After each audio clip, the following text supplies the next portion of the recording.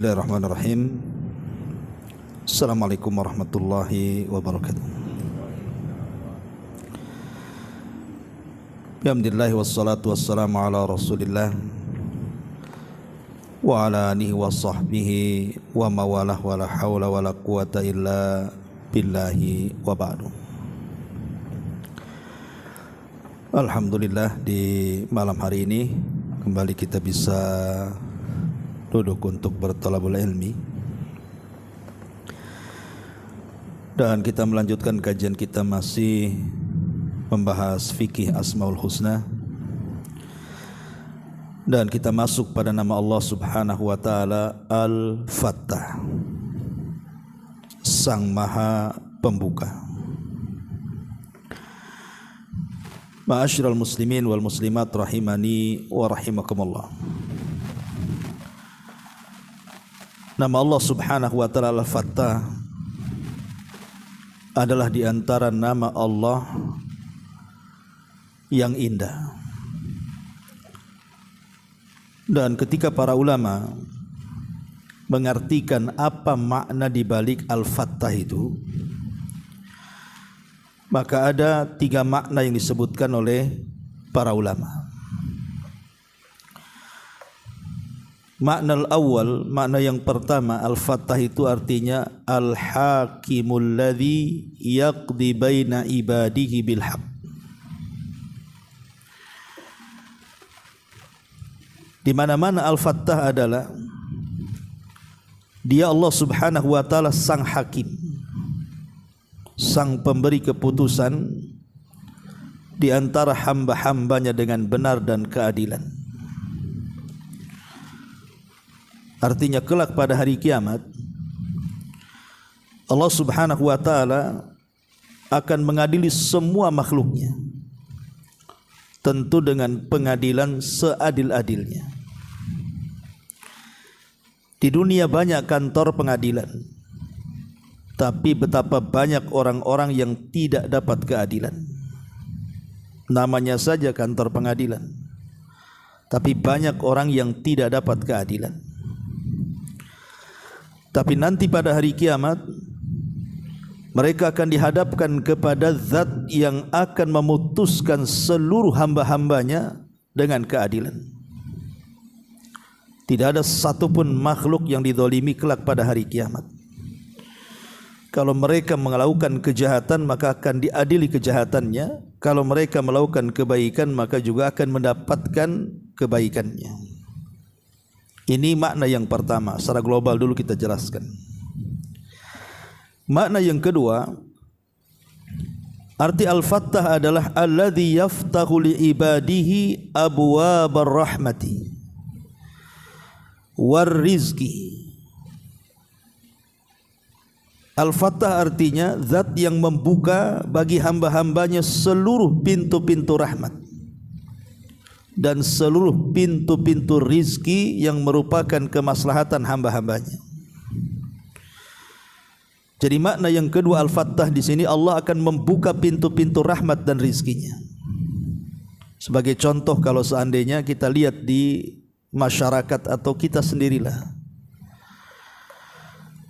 terkadang ada waktu-waktunya kita ini sulit untuk mencari ekonomi, tertutup semua jalan. Tetapi dengan terus kita ini mencari, akhirnya Allah bukakan. Sehingga kita lihat ada orang yang mencari uang itu dengan lisannya. Contoh para pengacara, Allah bukakan rizkinya dengan lisannya. Ngomong aja dapat duit. Itulah pengacara, ya. Ada orang dibukakan rizki itu justru bukan dengan lisannya, dengan kakinya. Kita tidak cerita hukum dulu ya. Seperti orang-orang yang pesepak bola tuh, cari uang pakai apa tuh? Pakai kaki dia. Pemain-pemain bola dunia itu ngeri-ngeri itu gajinya tuh. Tapi ada juga orang yang diberikan atau dibukakan rizki dengan tangannya. Ya ma'ruf, seperti buruh-buruh dan begitu seterusnya, kan bekerja dengan tangan. Ada yang mereka dibukakan rizki dengan kecerdasan akalnya. Entah mungkin menjadi penasehat memberikan ide-ide dan begitu seterusnya. Macam-macam kan orang itu dibukakan rizkinya oleh Allah Azza wa Jalla. Itu artinya siapa yang membuka rizki itulah Al-Fattah. Allah yang membuka rizki. Ma'asyiral muslimin yang dimuliakan Allah Azza wa Jalla, ataupun membuka pintu-pintu rahmat dan hidayah. Siapa yang membuka pintu hidayah Umar bin Khattab coba? Kalau bukan karena Allah Azza wa Jalla. Umar penentang Islam, tapi Allah buka akhirnya menerima hidayah. Ataupun Hamzah paman Nabi SAW, dan hampir sederetan para sahabat yang dahulu menentang Nabi SAW, Allah buka akhirnya dapat hidayah. Siapa yang membuka hidayah bagi mereka? Al-Fattah. Allah lah sang pembuka hidayah sehingga mereka sadar. Termasuk kita-kita yang dulunya tidak kenal sunnah, akhirnya kemudian Allah bukakan, akhirnya kenal sunnah, tahu bahwa ini bid'ah, ini sunnah, ini syirik, ini tauhid. Lah siapa yang buka hidayah itu? Itulah Al-Fattah artinya. Pembuka hidayah, pembuka rahmat. Ma'asyiral muslimin yang dimuliakan Allah Azza wa Jalla, ini makna yang kedua. Makna yang ketiga, annahu bimana an-nasir li ibadihil mu'minin. Maksudnya Al-Fattah itu artinya zat yang memberikan pertolongan kepada orang-orang yang beriman. Bagaimana Nuh alaihi salatu wassalam ketika kemudian dihadapkan dengan kaumnya yang hendak mencelakakan dirinya, maka Nuh alaihi salatu wassalam berdoa kepada Allah, Rabbi inni maglubun fantasir.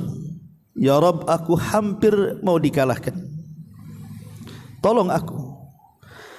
Maka Allah subhanahu wa ta'ala turunkan pertolongannya kepada Nuh. Diturunkannya hujan dari langit dan juga dipancarkan air dari bumi, akhirnya menjadi banjir bandang disertai tufan, meluluh lantakkan semua kaum Nuh. Datang pertolongan kepada Nuh dan Allah selamatkan Nuh dan perahunya. Nabi Yunus alaihi salatu wassalam dalam perut ikan. Secara logika, siapa yang bisa menolong Nabi Yunus yang ditelan ikan sampai ke dasar lautan coba? Tapi dengan zikir dan juga doanya Yunus alaihi salatu wassalam dan mengatakan la ilaha illa anta subhanaka inni kuntu minadh zalimin, akhirnya Allah subhanahu wa ta'ala tolong Nabi Yunus. Dimuntahkannya kemudian oleh ikan, keluarlah Yunus dengan selamat. Siapa yang menyelamatkan Nabi Yunus? Al-Fattah. Dialah sang penolong. Dalam perang Badar, bagaimana kaum muslimin hanya 314 orang kurang lebih melawan 1000 orang.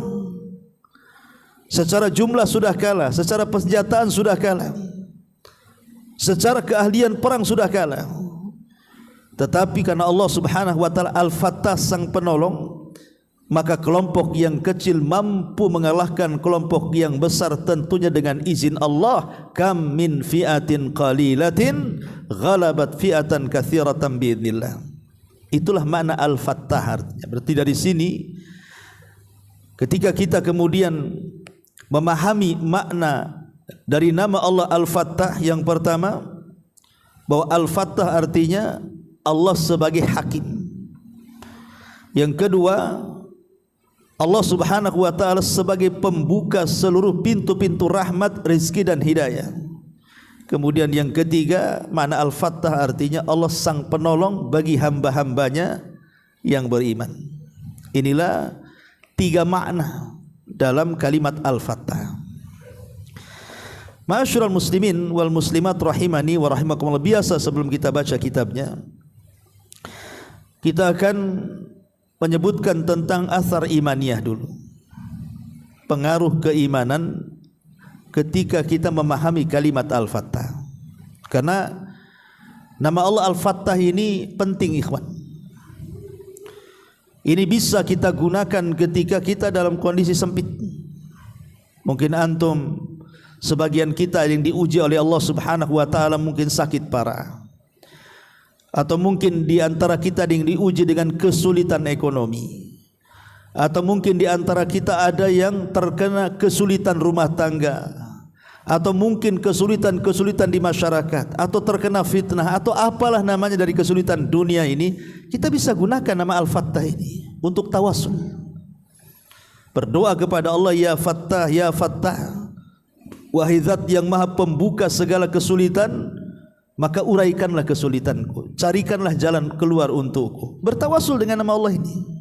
Jadi Al-Fattah ini bukan nama Allah biasa, karena dia adalah pengurai seluruh kesulitan dan pembuka seluruh kemudahan. Itulah Al-Fattah. Ma'asyiral muslimin yang dimuliakan Allah Subhanahu wa taala. Sebelum kita menceritakan atau memperluas lagi asarul imaniyah, apa saja pengaruh-pengaruh keimanan, ada beberapa poin yang menyangkut dengan kalimat Al-Fattah ini. Pertama, di mana Allah Subhanahu wa taala akan membuka pintu-pintu langit dan menurunkan berkah-berkah dan rahmat serta mengijabah setiap doa. Jadi faedah dari kalimat Al-Fattah adalah Allah Subhanahu wa taala membuka abwabas sama, pintu-pintu langit, linuzulil barakati wa rahmati wa ijabati da'awat, di mana Allah membuka pintu-pintu langit untuk menurunkan berkahnya, menurunkan rahmatnya, dan mengijabah setiap doa-doa hambanya. Dan Allah Subhanahu wa taala katakan dalam surah Al-A'raf ayat 96, walau anna ahlal qura amanu wattaqau la fatahna alaihim barakatim minas sama'i wal ardh. Kalaulah penduduk negeri itu mau beriman dan bertakwa, kami buka kepada mereka berkah-berkah dari langit dan bumi. Ini faedah dari kalimat Al-Fattah, membuka pintu-pintu barakah, membuka pintu-pintu ijabah doa, dan juga rahmat-rahmat Allah turun ke permukaan bumi. Kemudian yang kedua, Allah Subhanahu wa taala juga membuka abwabal a'mal as-salihah liman yasha' min ibadihi, membuka amal-amal saleh bagi sesiapa dari hamba-hambanya yang dikehendaki. Yang dulunya tidak salat jadi salat, yang dulunya hanya mencukupkan solat wajib akhirnya mulai solat sunnah, yang dulunya bakhil mulai jadi ahli sedekah, yang dulunya malas untuk melakukan ibadah senanglah ibadah. Dibukanya pintu-pintu amal soleh itu. Makanya kita lihat bagaimana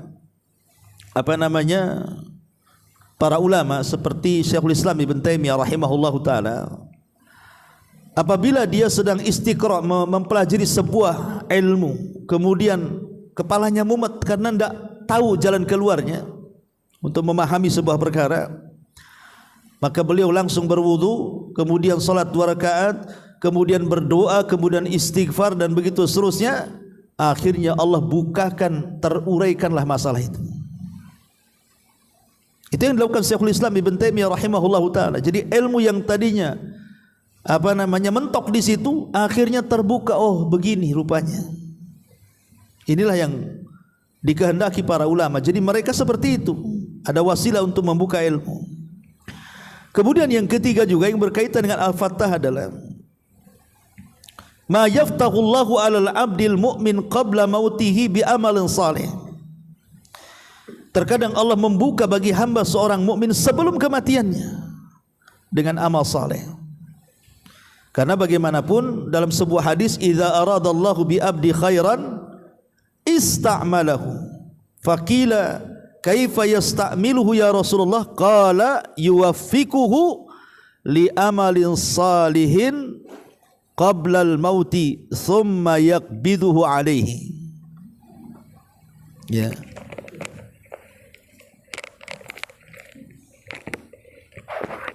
Habis.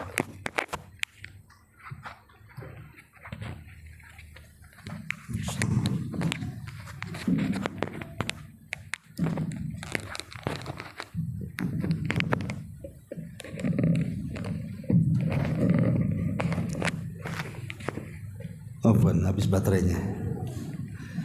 Baik, kita ulangi. Jadi yang nomor 4 adalah, atau yang nomor 3, Allah Subhanahu wa ta'ala terkadang membuka bagi hambanya dengan amal soleh sebelum kematiannya. Artinya Allah berikan kematian yang baik kepada dia. Kata Nabi SAW, apabila Allah menghendaki seorang hamba kebaikan, maka Allah akan mempekerjakannya. Sahabat mengatakan, apa yang dimaksud mempekerjakannya wahai Rasul? Maka Rasul mengatakan, Allah berikan taufik kepada dia, Allah buka pintu taufik kepada dia untuk melakukan amal saleh sebelum kematiannya, maka dia pun dicabut di atas kematian itu dengan amal salehnya, husnul khatimah. Ataupun yang keempat, diambil faedah dari kalimat Al-Fattah itu, terkadang Allah membuka bagi hamba-hambanya babut taubah, pintu tobat. Kita lihat banyak kan orang-orang yang secara kasat mata nampaknya orang ini susah tobat lah. Mungkin dia geng, kepala preman dan begitu seterusnya. Tapi Allah pembuka. Tiba-tiba pula dia tobat kepada Allah Azza wa Jalla. Orang enggak yakin dia bertobat kan, tahu-tahu bertobat pula. Siapa yang kemudian membuat dia bertobat? Al-Fattah, Allah Subhanahu wa ta'ala. Atau seseorang yang ketika sebelum dijebloskan ke penjara, kejahatannya luar biasa. Ketika masuk penjara rupanya bertobat pula di dalam penjara. Siapa yang membuat dia bertobat dalam penjara? Al-Fattah. Kemudian yang kelima, wa min dzalika ma yaftahu Allahu azza wa jalla ala nabiyhi yaumal qiyamah min anwa'il mahamidah. Allah Subhanahu wa taala juga membuka bagi nabinya kelak pada hari kiamat dengan berbagai macam pujian, tentu dari syafaat-syafaat yang akan Rasul berikan karena izin Allah Subhanahu wa taala. Termasuk juga ingat istidraj. Istidraj juga bagian daripada kelapangan yang Allah berikan, di mana ada orang yang tidak salat, tidak puasa, tidak zakat, tidak haji, tidak umrah, tidak baca Quran, tidak berzikir, pokoknya jauh daripada ibadah. Tapi Allah berikan kekayaan, Allah bentangkan kekayaan. Ingat, itu istidraj saja itu. Sengaja Allah berikan banyak sampai pada waktunya Allah pun akan mengadab mereka. Ma'asyiral muslimin yang dimuliakan Allah Subhanahu wa taala, intinya bahwa Al-Fattah adalah zat yang membuka segalanya. Karena secara bahasa Al-Fattah itu artinya pembuka, berarti lawan penutup. Ya. Antum kalau masuk rumah, kemudian pintu dikunci, tak punya kunci pula, maka selamanya kita tidak mungkin masuk ke dalam rumah. Atau mungkin kita melamar sebuah pekerjaan, syarat-syaratnya antum sudah penuhi, inilah itulah macam-macam syarat-syaratnya, tapi ditolak. Kita tidak bisa bekerja di situ. Ya selamanya kita tidak akan masuk dalam pekerjaan, tertutup kan, sehingga kita tidak mendapatkan yang kecil atau yang besar di situ. Lah tentu kita butuh pembuka tuh, dan pembuka itu adalah kuncinya. Dan kunci di sinilah Allah Subhanahu wa taala. Makanya Allah disebut Al-Fattah, dialah Sang Maha Pembuka. Taib, di antara athar imaniyahnya kita masuk yang pertama, mahabbatuhu subhanahu wa ta'alluqu bihi wahdah. Ketika kita tahu bahwa Allah Subhanahu wa taala zat yang membuka rizki kita, yang tadinya miskin jadi kaya, yang tadinya bodoh jadi cerdas, yang tadinya tidak punya ilmu jadi punya ilmu, yang tadinya tidak punya titel jadi punya titel, yang tadinya tidak dihargai jadi dihargai, dan begitu seterusnya. Dan itu semua adalah pekerjaan Allah Subhanahu wa taala, maka sudah selayaknya kita cinta dengan Allah. Ini yang pertama, tumbuh perasaan cinta dan juga hubung kait kita dengan Allah Azza wa Jalla. Yang kedua, al-isti'dad liyaumil mi'ad, persiapan untuk hari kelak setelah kematian kita. Karena di antara makna Al-Fattah adalah Al-Hakim, dia yang akan memberikan keputusan. Kalau di dunia kita menanam keburukan, maka di akhirat putusannya pun buruk. Kalau di dunia kita menanam kebaikan, maka putusannya pun akan baik. Maka dengan memahami mana Al-Fattah, athar imaniyahnya, maka kita akan persiapan di dunia. Jangan sampai kita diadili di hadapan Allah, pengadilan ini kemudian menjadikan kita binasa dan celaka. Ini yang kedua. Yang ketiga, as-thiqatu fi nasrillahi wa fathihi li ibadihil mu'minin. Ada keyakinan bahwa Allah pasti menolong kita. Karena di antara mana Al-Fattah la an-nasir, penolong. Kita yakin bahwa Allah akan menolong hamba-hambanya yang beriman. Karena dia adalah khairul hafidhah. Dia adalah sebaik-baik zat yang menjaga hamba-hambanya. Maka kita harus yakin bahwa kalau kita menolong agama Allah, pasti Allah akan menolong kita. In tansurullaha yansurkum. Kalau kalian menolong agama Allah, Allah pasti menolong kita. Artinya kalau kita ini terus memperjuangkan agama Allah, menyebarkan sunnah, menyebarkan Islam yang benar ke tengah-tengah masyarakat, pasti Allah akan menolong kita dalam setiap fitnah-fitnah yang akan dihadapinya.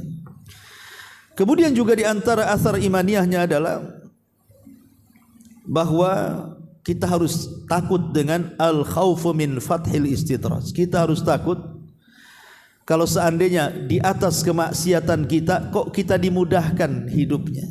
Harusnya kita takut tuh. Saya kok enggak pernah ibadah tapi kok dimudahkan nih rizkinya, dimudahkan urusannya, tidak ada kesulitan. Ini harus takut nih. Jangan-jangan istidraj masalahnya. Allah sengaja ngasih pada waktunya Allah azab kita pula.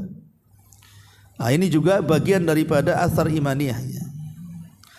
Termasuk juga athar imaniyah yang dijelaskan oleh para ulama adalah tahqiqut tauhid. Adanya perwujudan tauhid kita kepada Allah Subhanahu wa taala, bahwa tidak ada yang memberikan rizki, tidak ada yang memberikan hidayah, tidak ada yang memberikan rahmat kecuali Allah Subhanahu wa taala. Maka mantaplah tauhid kita dengan memahami kalimat Al-Fattah di sini. Kemudian juga dengan kalimat Fattah ini membuka abwaab taat, pintu-pintu ketaatan kita kepada Allah. Wa faqqahum li adabil khair, dan memberikan taufik kepada pintu-pintu kebaikan. Kemudian juga di antara asar imaniyahnya adalah di mana Allah fataha li ibadihi babad doa. Allah membuka selebar-lebarnya pintu doa. Maka kalau kita dalam kondisi sulit, mintalah kepada Sang Al-Fattah ini. Dan banyak lagi asar imaniyah dari kalimat Al-Fattah ini. Lalu pertanyaannya, bagaimana caranya kita beribadah kepada Allah Subhanahu wa taala dengan nama Allah Al-Fattah ini? Apa yang harus kita lakukan dengan nama Allah Al-Fattah ini? Cara kita beribadah kepada Allah Azza wa Jalla. Yang pertama, ad-du'a wa tawassul. Jadikan nama Allah Al-Fattah ini pada setiap doa kita dan setiap tawassul kita. Yang tadi saya katakan, kalau kita ada kesulitan, maka perbanyak menyebut Al-Fattah. Ya Fattah, ya Fattah, ya Fattah. Iftahli, bukakan kesulitanku. Bertawassul. Karena di antara tawassul syar'i itu 3. Pertama, bertawassul dengan nama dan sifat-sifat Allah. Yang kedua, bertawassul dengan amal soleh yang kita lakukan. Dan yang ketiga, bertawassul dengan hamba-hamba Allah yang saleh yang masih hidup, minta doa mereka. Lah, tawassul yang paling manjur adalah ketika kita memperbanyak doa dan juga menyebut nama-nama Allah. Salah satunya Al-Fattah ini. Karena Al-Fattah ini mencakup semua lini kehidupan kita. Coba masukkan pada kalimat Al-Fattah. Kalau orang itu pengen sembuh, maka sebut-sebut kalimat Al-Fattah. Kalau dia sakit, ya. Kalau orang susah pengen dimudahkan rizkinya, sebut nama Al-Fattah. Kalau kita ada masalah, pengen diurai masalahnya, sebut nama Al-Fattah. Dan begitu seterusnya. Maka gunakan tawassul kepada Allah Subhanahu wa taala dengan kalimat Al-Fattah ini. Ini yang pertama. Yang kedua, ihdar an taftaha ala nafsika baban min abwabis syarr. Hati-hati Jangan sampai kemudian kita yang membuka pintu-pintu keburukan. Jangan sampai kita membuka pintu-pintu keburukan. Karena Allah sudah menutup pintu keburukan dan membuka pintu hidayah. Jangan pula kita yang membukanya. Ini yang kedua. Yang ketiga, kun miftahan lil khairi. Jadilah sebagai pembuka kebaikan, kemudian juga penutup keburukan. Karena ada hadis Nabi SAW, tuba li abdi ja'alallahu miftahan lil khairi mighlaqan lisyarri. Beruntunglah bagi seorang hamba ketika di dunia dia menjadi pembuka setiap kebaikan dan penutup segala keburukan. Beruntung bagi dia. Maka jadilah pembuka kebaikan dan jangan menjadi pembuka keburukan. Artinya, jadilah orang-orang yang mengajak manusia kepada kebaikan. Man dalla ala khairin kafaili. Siapa yang mengajak manusia kepada kebaikan maka pahalanya sama dengan yang mengikutinya. Kemudian yang keempat, ij'al li nafsika hadzan min hadhil a'mal. Jadikanlah dalam hidup kita ini beberapa amal yang bisa membuka dan mengetuk pintu-pintu langit sehingga melesat sampai kepada Allah Subhanahu wa taala. Seperti contohnya adalah bersegera untuk atau menjaga salat 5 waktu. Karena Rasul mengatakan, idza thuwiba bis salah futihat abwabus sama wastujibat du'a. Apabila dikumandangkan qomat, maka pintu-pintu langit akan terbuka dan pintu-pintu doa akan terbuka lebar. Makanya ketika salat itulah waktu kita berdoa kepada Allah, terutama di waktu sujud. Karena di situ pintu-pintu langit Allah buka. Kemudian juga diantaranya adalah disebutkan dalam Sahih Muslim dari Ibnu Umar radhiyallahu an, ketika Rasul sallallahu alaihi wasallam sedang duduk, tiba-tiba ada seorang sahabat salat kemudian membaca doa iftitah. Apa iftitahnya yang dibaca? Dia mengatakan Allahu akbar kabira walhamdulillahi katsira wa subhanallahi bukrata wa asila. Kemudian Rasul mengatakan, siapa tadi yang ngomong begitu? Maka kemudian seorang laki-laki mengatakan, saya wahai Rasul. Maka Rasul mengatakan, ajibtu laha futihat laha abwabus sama. Aku heran dengan kamu, dengan membaca doa itu Allah bukakan pintu-pintu langit untukmu. Jadi dalam solat itu banyak perkara-perkara yang menjadikan pintu langit. Salah satunya doa iftitah. Dan solat sendiri adalah membuka pintu langit dan juga pintu doa. Termasuk juga orang yang mentauhidkan Allah dan mengatakan la ilaha illallah. Barang siapa yang mengucapkan kalimat la ilaha illallah, maka futihat lahu abwabus sama, maka pintu-pintu langit akan terbuka. Dan sudah saya jelaskan tentang beberapa amalan yang bisa membuka pintu-pintu langit. Ya. Tapi kita akan baca sedikit di sini. Kalimat Al-Fattah itu disebut dalam beberapa ayat dalam Al-Quran. Salah satunya surah As-Saba ayat 26 di sini. Allah Subhanahu wa taala berfirman, "Qul yajma'u bainana rabbuna, thumma yaftahu bainana bil haqq wa huwal fattahul alim." Katakanlah, Tuhan kita akan mengumpulkan kita semua, kemudian Dia memberikan keputusan di antara kita dengan benar. Dan Dia zat yang maha pemberi keputusan, Al-Fattah, dan maha mengetahui Al-Alim. Berarti ayat ini, surah As-Saba ini ayat 26, bahwa di antara makna Al-Fattah apa? Al-Hakim, Al-Qadhi. Dialah yang memberikan keputusan pada hari kiamat seadil-adilnya. Tidak ada yang luput bagi Allah Subhanahu wa taala. Dan Allah tidak berhajat kepada saksi, karena Allah tahu perbuatan kita semuanya. Kalaupun Allah mendatangkan saksi-saksi itu hanya formalitas saja, karena tanpa saksi pun Allah sudah tahu perbuatan kita. Dan Allah Subhanahu wa taala tidak mungkin menzalimi seorang hamba pun walaupun sebiji dzarah. Dan Allah zat yang maha adil dan sangat adil dan akan memutuskan dengan seadil-adilnya. Dialah Al-Fattah yang disebutkan dalam surah As-Saba ayat 26. Kemudian Allah mengatakan, wasi'a rabbuna kulla syai'in ilma. 'ala Allahi tawakkalna Rabbana iftah bainana wa baina qaumina bil haqq wa anta khairul fatihin.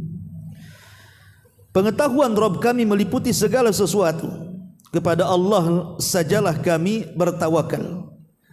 Ya Rabb kami, berilah keputusan antara kami dan kaum kami dengan hak atau dengan adil, dan Engkaulah pemberi keputusan yang sebaik-baiknya. Wa anta khairul fatihin.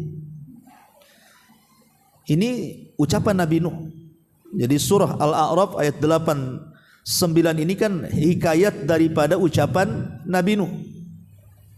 Ketika kaumnya mulai kemudian hendak membunuh Nabi Nuh alaihi salatu wassalam, maka Nuh menyerahkan keputusannya kepada Allah dan mengatakan wasi'a rabbuna kulla syai'in ilma 'ala Allahi tawakkalna rabbana iftah bainana, kata Nuh, rabbana iftah bainana wa baina qaumina. Ya Rabb, aku serahkan keputusanku dengan kaumku, terserah Engkau. Maka Nuh alaihi salatu wassalam ketika itu meminta untuk diazab kaumnya. Dan ketika kemudian Allah memutuskan perkaranya, maka Allah kirimkan azab banjir bandang yang melantakkan semua kaum Nuh. Berarti dalam ayat ini kalimat al-fat artinya memberikan keputusan ataupun memberikan hukuman. Makanya kata beliau di sini, makna nama ini al-fat. Al-fattah di sini adalah zat yang menghukumi di antara hamba-hambanya dengan apa yang dia kehendaki, kemudian memutuskan di antara mereka dengan apa yang dia inginkan. Allah memberikan kenikmatan kepada siapa saja yang dikehendaki dari mereka dengan apa yang dikehendaki. Tidak ada yang dapat menolak hukumannya, tidak ada yang dapat melindungi keputusannya dan juga perintahnya. Perhatikan Allah mengatakan, ma yaftahillahu linnasi mir rahmatin fala mumsikalaha wa may yumsik fala mursila lahu min ba'dihi wa huwal azizul hakim. Di sini ada kalimat ma yaftah. Yaftah itu dari kalimat fattah tadi. Jadi apa saja yang Allah anugerahkan kepada manusia, maksudnya apa saja yang Allah buka bagi manusia, entah daripada rizki, entah daripada ilmu, entah daripada hidayah, apalah sebutkan, maka tidak ada yang mampu kemudian menahannya. Kalau Allah sudah mentakdirkan si fulan kaya, tidak ada yang bisa membuat dia miskin. Kalau Allah subhanahu wa ta'ala sudah mentakdirkan dia dapat hidayah, tidak ada yang mampu untuk menyesatkannya. Kalau Allah subhanahu wa ta'ala sudah takdirkan dia sehat, tidak ada orang yang mampu membuat dia sakit. Dan begitu seterusnya. Fala mumsikalah, karena dia pembuka. Tetapi wa may yumsik fala mursilalahu min ba'dihi wa huwal azizul hakim.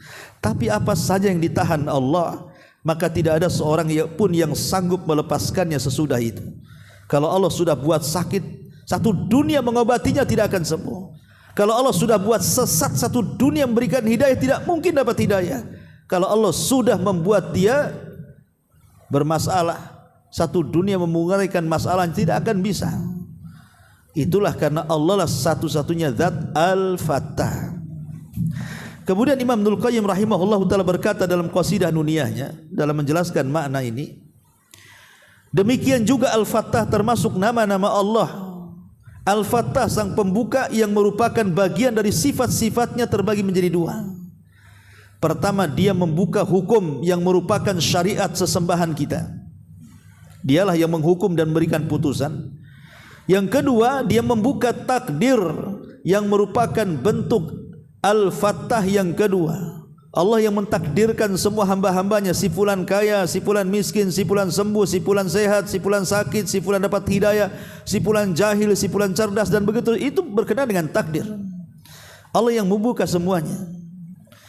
Ar-Rabb adalah Al-Fattah dengan kedua bagian tersebut penuh dengan keadilan dan kebaikan dari Ar-Rahman. La Asy-Syaikh Abdurrahman As-Sa'di rahimahullahu ta'ala dalam menjelaskan ucapan Ibnul Qayyim di atas mengatakan, Al-Fattah adalah yang membuat hukum, yang membuat kebaikan, dan yang dermawan. Dan sifat membuka bagi Allah ada dua bagian. Yang pertama, dia membuka hukum agamanya, yaitu syariatnya. yang melalui lisan-lisan para rasulnya yang berkaitan dengan semua apa yang dibutuhkan oleh orang-orang yang telah dibebankan kewajiban kepadanya, dan mereka berjalan di atas jalan yang lurus. Adapun sifat pembuka dalam pembalasannya, maka ini berlaku antara para nabi dan para penentangnya, antara wali-walinya, antara para musuh-musuhnya. Dia memuliakan para nabi dan pengikutnya, menyelamatkan mereka serta menghinakan para musuh-musuh mereka dan menyiksa mereka. Demikian pula pada hari kiamat, sifat membukanya dan hukumannya di antara hamba-hambanya. Setiap manusia diberi balasan sesuai dengan apa yang dilakukannya. Adapun sifat membukanya yang berkaitan dengan takdir, yaitu apa yang dia takdirkan kepada hamba-hambanya dari kebaikan dan kejelekan, kemaslahatan dan kemudaratan, pemberian dan pencegahan, itu terdapat dalam surah Al-Fatir ayat 2 yang tadi dibaca. Jadi dari uraian di sini Abdurrahman As-Sa'di di sini, ya, ketika beliau menjelaskan kalimat Al-Fattah dari ucapan Al-Imam Ibnul Qayyim rahimahullahu ta'ala, sebagaimana yang sudah saya uraikan tadi, kesimpulannya bahwa makna Al-Fattah itu ada 3, ya. Ada diartikan Al-Hakim, pemutus, baik pemutus di dunia atau di akhirat. Kalau pemutus di dunia artinya pemutus antara para nabi dengan para penentangnya. Seperti mamanya tadi saya ceritakan, kaum Nuh ditentang oleh kaumnya, Allah berikan keputusan, diazablah kaumnya itu. Itu mana Al-Fattah. Siapa yang mengadab kaumnya? Allah Al-Fattah, ya. Atau makna yang kedua, di mana Allah Subhanahu wa taala maksudnya Al-Fattah itu dia membuka takdir-takdir manusia. Dengan cara apa? Membuka rizki-rizkinya, membuka rahmat-rahmatnya, membuka hidayah-hidayahnya. Akhirnya yang tidak dapat hidayah, artinya tadinya sesat jadi dapat hidayah, dan begitu seterusnya. Karena kita lihatnya seperti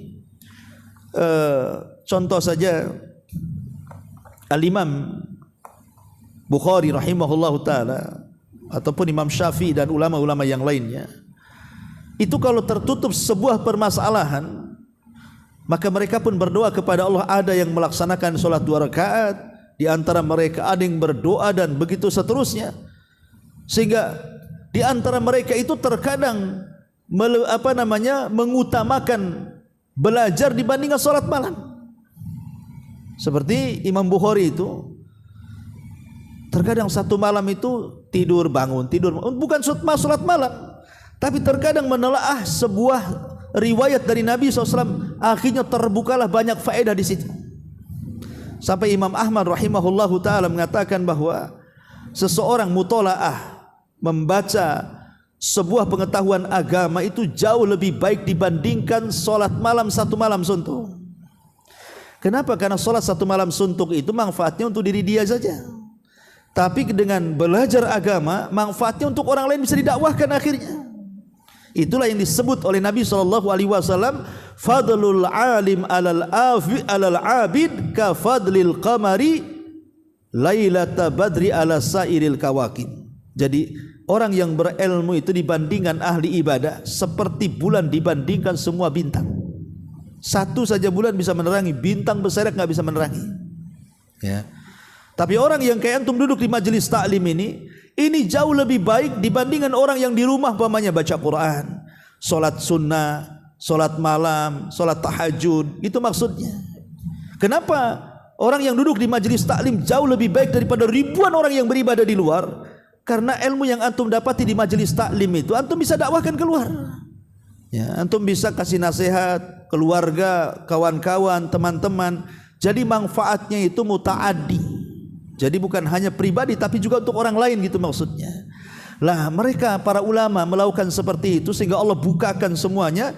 Itu makna Al-Fattah. Siapa yang membukakan pengetahuan ilmu itu kalau bukan karena Allah Azza wa Jalla, ya. Bukan hanya urusan akhirat, ya, urusan dunia juga sama. Ketika Allah Subhanahu wa taala takdirkan ada orang yang sakit dengan berbagai macam penyakit, di satu sisi Allah bukalah ilmu kedokteran. Akhirnya berkembang kan, ditemukanlah cara mengobati, ditemukanlah obat-obatan, ditemukanlah macam-macam kan, terbuka semuanya. Lah siapa yang membuka ilmu-ilmu ini kalau bukan karena Allah Subhanahu wa taala? Ya, atau dunia-dunia, kita lihatlah dunia pertukangan kan. Kalau dulu alat-alat tukang itu ya semua pakai gergaji, pakai ini. Sekarang udah pakai mesin semua. Sudah memakai mesin, serba mesin lah. Siapa yang membuka pengetahuan kok akhirnya pekerjaan jadi simpel, jadi singkat, jadi mudah itu? Ya Allah Subhanahu wa taala semua. Ya, jadi itulah mana Al-Fattah, baik dunia ataupun akhirat. Dia menyingkap semua takdir-takdir manusia. Ataupun makna An-Nasir yang ketiga adalah penolong bagi wali-walinya. Kemudian kata beliau, mu'alif rahimahullahu ta'ala,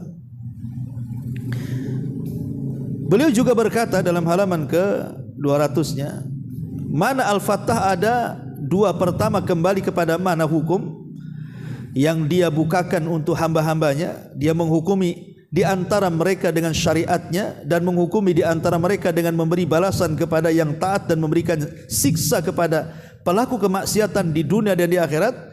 Sebagaimana Allah sebut dalam surah As-Saba tadi ayat 26 dan juga surah Al-A'raf ayat 89, ini cerita semua bicara soal keputusan Allah di dunia dan di akhirat. Jadi dunia memberikan keputusan bagi orang-orang zalim. Seperti Nabi mengatakan apa? Ma min dzambin ajjalallahu uqubatahu fid dunya qabla al-akhirah al-baghi wa qati'atu rahim. Tidak ada dosa yang disegerakan hukumannya di dunia sebelum akhirat. Salah satunya al-baghi, kezaliman. Terkadang Allah Subhanahu wa taala mengazab hamba-hambanya itu di dunia sebelum akhirat, seperti yang dilakukan terhadap orang-orang zalim. Lihat orang-orang zalim itu, kalau kita menceritakan kisah-kisah seperti yang terjadi umpamanya kepada kisahnya siapa? Sa'ad bin Abi Waqqas. Ketika di zaman Umar bin Khattab dia diserahi untuk menjadi gubernur Kufah, difitnah sama orang Kufah. Bahwa dia pemimpin gak becus, dia gak adil, macam-macam difitnahkan kepada Sa'ad bin Abi Waqqas. Sampai datang ke telinga Umar tuh, dipanggil Sa'ad bin Abi Waqqas, apa betul apa yang dikatakan ahli Kufah kepadamu wahai Sa'ad?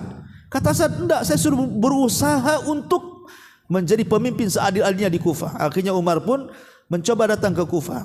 Apa betul fitnah terhadap Sa'ad bin Abi Waqqas? Rupanya enggak ada. Orang Kufah mencintai Sa'ad, rupanya hanya satu dua lah yang fitnah dia, yang tidak suka. Ketika kemudian Sa'ad mendengar ada cuma satu dua saja yang membuat berita hoax sehingga menjadi gempar penduduk Kufah, akhirnya membuli dia, maka dia berdoa kepada Allah, dia mengatakan, ya Rabb, kalau orang itu sudah berdusta, maka panjangkan umurnya, panjangkan kefakirannya, dan perbanyak fitnahnya. Kata rawi hadis yang menceritakan hadis ini, sungguh aku melihat orang yang memfitnah Sa'ad usianya panjang sekali, dan dia menjadi peminta-minta di jalan-jalan, dan dia dicaci maki orang sampai dia meninggal. Terkadang putusan Allah itu di dunia tuh, ya, di dunia betul-betul Allah berikan karena kezalimannya. Di akhirat ya jelas pasti Allah akan lebih dahsyat lagi menghukum, seperti orang yang mengambil tanah akan dikalungkan 7 lapis bumi ke lehernya dan begitu seterusnya. Itu makna daripada Al-Fattah dalam surah As-Saba 26 dan surah Al-A'raf ayat 89 ini. Kemudian makna yang kedua, Allah membukakan bagi semua hambanya pintu-pintu kebaikan. Seperti Allah mengatakan dalam surah Fatir ini, ma yaftahullahu linnasi min rahmatin fala mumsikalah. Apa saja yang Allah anugerahkan kepada manusia berupa rahmat, maka tidak ada seorang pun yang dapat menahannya. Ya, sampai akhir mungkin juga kurang lebih ini pengarang ini mengulang-ulang kata-katanya. Sebenarnya sama aja kalau antum baca itu terulang-ulang kalimatnya. Ya, intinya di sini bahwa Al-Fattah adalah nama dari nama-nama Allah yang sangat agung. Kita bisa bertawasul dengan nama ini pada setiap kesulitan kita. Apapun kesulitan yang antum hadapi, antum belajar mumet, ndak paham-paham, ya Fattah iftahli. Waidat, pembuka-bukalah otakku supaya encer. Antum sulit cari ekonomi ke sana kemari, tolak sana ditolak sini, mau daftar sana ditolak, daftar sini ditolak. Ya Fattah iftahli. Pasti Allah akan carikan jalan keluar. Kalau bagi kita yang dapat musibah berat sekali, tidak bisa keluar dari musibah ini, setiap hari kita berdoa, ya Fattah iftahli. Nah, karena kita harus yakin bahwa Allah sang pembuka setiap kesulitan, apapun setiap kesulitannya. Lihat Nabi SAW ketika umrah pertama ya, itu kan dipersulit oleh orang-orang Quraisy. Sampai akhirnya Umar marah. Kenapa kurang ajar orang-orang Quraisy? Kami tidak hendak perang, kami hendak umrah. Kenapa tidak boleh masuk? Umar minta kepada Nabi SAW izin kita perang. Tapi Nabi SAW mengatakan tidak. Sampai turun ayat Inna fatahna laka fathan mubina. Turun surah Al-Fath ini. Ketika ayat ini kemudian turun kepada Rasul sampai ke telinga Umar, apakah betul ayat ini wahai Rasul? Ya. Apakah kita akan menang? Ya. Apakah kita akan umrah? Ya. Kita akan umrah, tapi tahun depan. Tahun depannya betul umrah. Umrah qadha. Ya, artinya siapa yang kemudian membuka semua jalan? Allah yang membuka jalan. Jadi tidak ada jalan yang tertutup bagi Allah Subhanahu wa taala. Maka kalau ada jalan buntu bagi kita, kita punya Al-Fattah. Minta kepada Allah untuk membuka jalan-jalan kita. Wallahu a'lam bishawab. Ini diantara makna kalimat Al-Fattah di sini. Taib, di sini ada pertanyaan. Bismillah, assalamualaikum Ustaz. Afwan Ustaz, keluar materi. Orang tua meninggal dunia, sebelum meninggal membuat surat hibah kepada anak-anaknya berupa hibah rumah. Pertanyaan saya, apakah rumah itu dibagi sesuai dengan syariat atau hanya untuk anak-anaknya saja? Hibah. Hibah ini kalau yang dimaksud wasiat, jadi sebelum orang tua itu meninggal dia berwasiat dalam bentuk hibah, maka wasiat tidak berlaku kepada ahli waris. Wasiat itu tidak berlaku kepada ahli waris. Wasiat itu hanya berlaku di luar ahli waris. Kenapa? Karena kalau wasiat berlaku kepada ahli waris, baik dalam bentuk hibah ataupun hadiah, itu akan mendolimi ahli waris yang lainnya. Karena dalam ilmu faraid itu ahli waris sudah dapat bagian sendiri-sendiri. Dan Allah yang membaginya bukan manusia. Jelas dalam Quran. Allah sudah membagi mana ashabul furud, mana orang-orang yang dapat bagian-bagian tertentu, udah disebutkan kok. Per-pernya itu sudah ada semuanya. Jadi tidak bisa kecuali kalau anak angkat. Kalau anak angkat boleh dapat wasiat hibah, hadiah dari orang tuanya. Seperti namanya orang tua tidak punya anak kecuali anak angkat. Kalau dia mati berarti anak angkat tidak dapat warisan kan? Jatuhnya ke saudara-saudaranya. Nah, karena mungkin anak ini dia rawat dari kecil sampai besar, merawat orang tua angkatnya sampai dia meninggal, maka sebagai budi baik orang tua sebaiknya sebelum meninggal kasih wasiat kepada anak angkatnya atau kasih hadiah, kasih apa gitu. Sebab wasiat hanya berlaku di luar ahli waris. Kalau dalam ahli waris tidak dapat. Kalau seandainya kemudian dia menghibahkan sebuah rumah karena sebuah wasiat, kemudian orang muda meninggal, itu sudah bukan hibah lagi, tapi menjadi barang waris. Jadi harus dibagi sesuai dengan faraid. Sesuai dengan faraid. Karena di dunia saja orang tua itu melebihkan hadiah kepada salah satu anaknya tidak dilarang, seperti yang terjadi kepada seorang sahabat Nabi SAW, Nu'man ibn Bashir. Nu'man ibn Bashir itu sahabat yang pertama lahir di kota Madinah pasca hijrah dari orang-orang Ansar. Kalau dari Muhajirin itu Abdullah ibn Zubair. Lah Nu'man bin Bashir ini, si Bashir itu kan bapaknya, anaknya Nu'man. Karena dia sayang dengan Nu'man ini, akhirnya memberikan hadiah lebih dibandingkan anak-anaknya yang lain. Sampailah perkara ini kepada Nabi SAW. Kemudian Rasul mengatakan kepada Bashir, apakah kau memberikan kepada anak-anakmu selain Nu'man dengan hadiah yang sama? Kata dia, enggak. Oh, enggak bisa, aku enggak mau jadi saksi. Kata Rasul, i'dilu baina auladikum, adilah dengan anak-anak kalian. Jadi memberikan sesuatu di masa hidup orang tua kepada anak dengan tidak adil saja tidak boleh. Walaupun alasannya yang ini mungkin lebih baik karena sudah merawat ini itu. Soal merawat orang tua itu dapat pahala. Allah yang kasih nanti, dan itu sudah kewajiban anak merawat orang tuanya. Bukan minta balasan dari harta orang tuanya, itu sudah memang kebaikan dia dan juga kewajiban dia merawat orang tuanya masih hidup. Dia dapat pahala. Dan orang tuanya pun tidak boleh gara-gara umpamanya dia yang paling baik sama dia yang merawat, yang satunya kurang ajar. Nah ini rumah untuk kamu saja karena kamu yang merawat saya. Nggak si anu tuh buang saja ya. Nggak bisa kayak gitu. Dia merawat orang tua dapat pahala. Tapi rumah kalau dia mati jadi warisan, dapat semuanya sesuai dengan faraid kan itu. Jadi pembagiannya harus sesuai dengan faraid. Wallahu a'lam. Ya. Baik, sampai di sini. Subhanakallahumma bihamdika asyhadu an la ilaha illa anta astaghfiruka wa atubu ilaik. Allahu